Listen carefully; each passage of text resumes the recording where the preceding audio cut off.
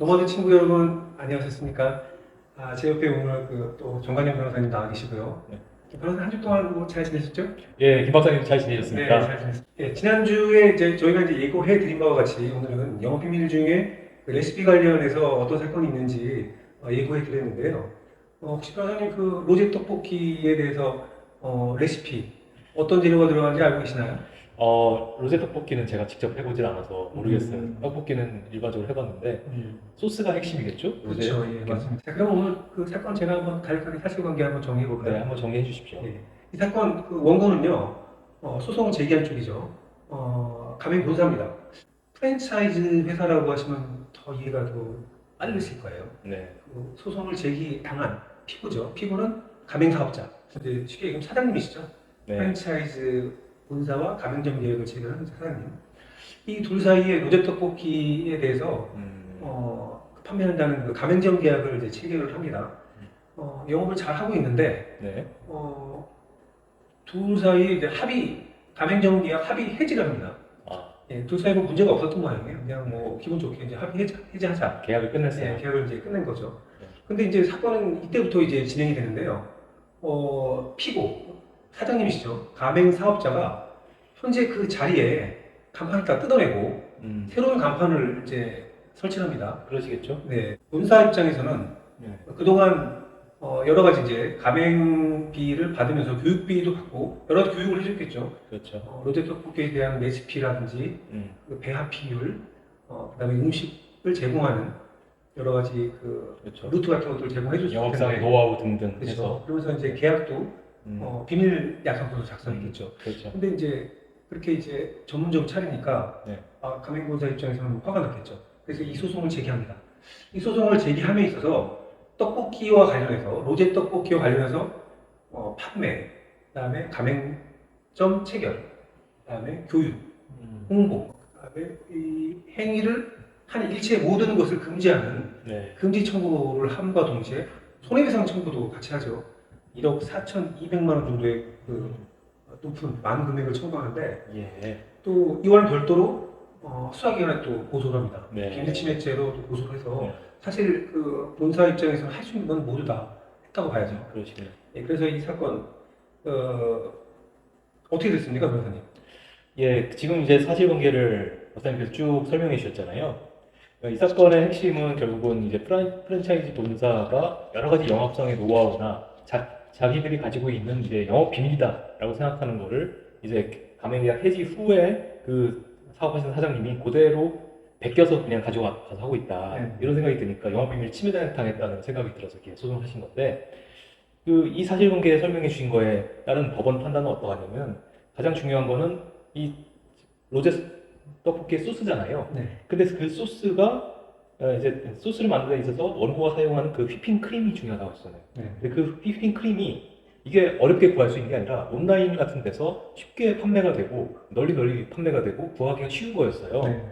그래서 그런 점에 있어서 그렇게 쉽게 온라인에서 구할 수 있으면 이 재료로 만든 것이 과연 영업비밀일까라는 의문점이 하나 생길 수가 있고, 그 다음에 그 로제 떡볶이 조리법도 사실은 인터넷이나 우리가 맘만 먹으면 언제 어디서든지 쉽게 접근할 수 있단 말이에요.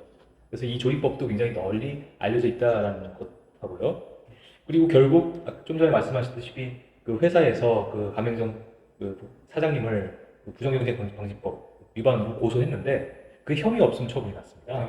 예. 그 형사 결과도 이것이 그냥 뭐 죄가 없는 걸로 수사기관이 판단을 했고 뭐 그렇게 되다 보니까 이게 과연 그 원고가 주장하는 그 가맹 본부가 주장하는 로제 떡볶이의 그런 레시피라든지 소스 배합법을 이런 것이 과연 영업 비밀일까 굉장히 의문이 든다. 그래서 이 영업 비밀 침해가 되지 않는다라고 1심 법원이 판단을 내렸습니다. 네. 결국 그러면 원고 청구가 전부 기각이 된 거네요. 영청구가 전부 기각됐습니다. 네. 민형사 다르게 된 거죠. 예, 그렇죠. 형사 사건도 일종의 민사 사건에서 참고할 만한 증거 자료로 사용되는 거겠죠. 맞습니다. 인터넷에서 검색이 쉽게 되는 재료를 본인의 특별한 독창적인 개발이라고 하면서 영업비밀을 주장한다는 것은 어렵겠죠. 바꿔 얘기하면은 이 사건 만약에 로제 떡볶이에 대해서 내가 최초로 개발한 개발자다, 레시피도 내가 독창적으로 개발한 거다라고 하는 역사적 배경 사실이 있는 증거를 제출하고 그다음 이 배합 비율이 독특하다고 한 거에 대해서 국민 대다수가 열광하면서 아, 이 집 로제 떡볶이 맛있어라고 찾는다면 네. 또한 인터넷에서 그 레시피를 쉽게 검색할 수 없었다면 또 그런 사람이 어떻게 됐을까요? 인정될 가능성이 높지 않았을까요? 그렇다고 하면 좀 달라질 수가 있었겠죠. 그렇죠. 네. 네, 이제 이 사건에서는 그 가맹본부가 그렇게 생각했어요. 떡볶이 소스를 가맹본부가 만든 그 소스를 그대로 사용하고 있을 거다라고 생각했는데 네. 그 사장님은 그 가맹본부와의 계약을 끝내고 나서 다른 소스를 또 시중에서 구입해서 사용하셨어요. 아, 네. 다른 지점에서 구입한 소스다. 전혀 네. 처음에 계약했던 본고와 다른 소스라는 거죠. 네, 더 그 얘기는 뭐냐면은 이거는 소스의 역할이 그러면 크게 중요하지 않은 게 아니냐 그런 네. 생각이 들게 하는 포인트죠. 우리가 이제 음식, 식음료 관련해서 영업비밀이라고 하면은 대표적으로 생각할 수 있는 게 이제 코카콜라, 네. KFC 이렇게 예상할 수 있는데 사실 그 음식 레시피에 대해서 오늘 방송을 보시고 아 이거 음식은 영업비밀로 인정이 안 되는 거 아니야? 라고 이제 오해하시는 분들도 계실 것 같은데 절대 그렇지 않습니다. 코카콜라가 지금까지 100여 년 넘게 영업비밀로 인정될 수 있었던 것은 비밀로 유지가 관리가 됐다는 점, 인터넷 어디에서도 코카콜라의 배합 비율, 레시피를 찾을 수 없다는 점과 경제적 가치가 어마어마하다는 거죠. 사람들이 코카콜라 맛을 보고 열광을 하지 않습니까? 네, 마찬가지로 음식 레시피라 하더라도 얼마든지 영업비밀로 주장할 수 있지만 이 사건에서는 유감스럽게 우리가 이제 예. 영업비밀에 요소를 갖추지 못했다는 점에서 맞습니다. 사실은 이 로제 떡볶이라든지 아니면 뭐 로제 떡볶이 아니라도 어떤 음식을 최초로 그거를 만약에 이 아이디를 창안해가지고 그거를 개발했고 시판해서 열광적으로 퍼졌다. 그렇다면 이게 이제 달라질 것이고 그렇겠죠. 그 말씀드린 것처럼 이 배합 비율이 인터넷이나 시중에 널리 퍼져 있는 게 아니라 어쨌든 처음에는 그것을 처음 만든 사람이 이거를 많은 연구를 거쳐가지고 아주 절묘한 맛을 찾아낸 것이다. 라고 하면 또 얘기가 달라질 수가 있는 것이고 네. 그리고 소스도 그냥 그 온라인에서 쉽게 구할 수 있는 게 아니라 이거를 본인이 직접 연구를 해가지고 개발한 것이다. 그래서 시중에서 쉽게 구할 수 없다. 라는 등등이 됐다면 지금 1심 판단은 1심하고 2심도 마찬가지인데요. 네. 그 판단 내용과 지금 반대로 제가 말씀드린 거거든요. 네. 그렇다고 하면 레시피나 이런 것도 당연히 영업비밀로 인정할 수가 있는 거죠. 그렇겠죠. 항소심 또 올라갔죠. 아, 예, 예, 그렇습니다. 항소심 결과는 또 어떻게 됐죠? 그래서 항소심도 제가 잠깐 말씀드렸는데 이것도 결과가 같이 나왔어요. 아, 같은 결과. 예, 네, 결과적으로 기각이 됐습니다. 기각이 된 이유는 소스를 결국은 그 원고가 로제 떡볶이의 소스를 최초로 개발하거나 뭔가 굉장한 독창성을 가지고 이제 시판되게끔 만들었다라고 하는 그 부분에 대한 증명이 부족했고 네. 그리고 이 소스의 배합 비율이라는 거, 그다음에 이 제조 방법이라는 것이 인터넷이나 시중에 널리 퍼져 있다는 건 이제 영업 비밀에서는 비공지성 요건이 이제 결여된 거거든요. 네. 예. 그리고 뭐 본인이 이제 특별히 여기에 기여를 했다라는 부분에 대해서 증명이 좀 부족한 것도 있었고, 그리고 그 가맹점 사장님이 이 원래 가맹본부에서 받은 그 소스가 아니라 다른 소스를 구입해서 사용하고 있었다는 그런 1심하고 대동 좀 비슷한 이제 결론 논거를 가져오면서 결국은 기각 판결을 똑같이 내렸어요. 네. 결국은 1심, 2심 거치면서 결과론적으로는 이제 원고가 이제 전부 패소를 한 사건인데요. 맞습니다.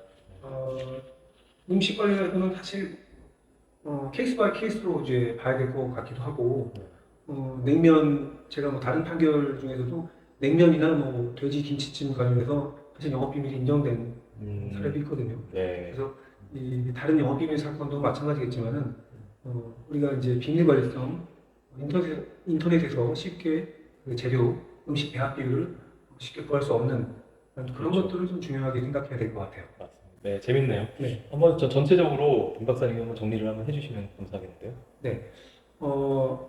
정리를 하자면은 이제 우리가 이제 대중 음식을 특별한 어떤 한 사람에게 그 독점해서 음식을 조리하게끔 한다는 것은 불균형하다라는 생각이 들 수도 있을 것 같아요.